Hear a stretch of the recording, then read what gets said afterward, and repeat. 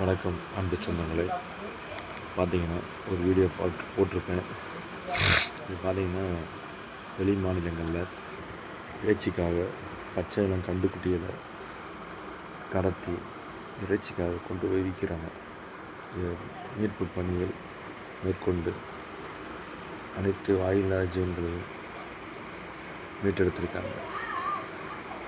இது மாதிரி உங்கள் தெருவில் உங்கள் ஊரில் நடந்தால் உடனே தடுத்து இந்த வாயில்லா ஜீவன்களுக்கு உதவி பண்ணுங்கள், சப்போர்ட் பண்ணுங்கள். அன்பு சொந்தங்களே, பாருங்கள், பால் குடிக்கிற கண்டுக்குட்டிகளாக இருக்காங்க, நடக்கக்கூட முடியலை. இதில் எப்படி தான் இறைச்சிக்கு கொண்டு போய் இதை எப்படி வெட்டி கறிக்கட்டில் சாப்பிட்றாங்கன்னு தெரியல.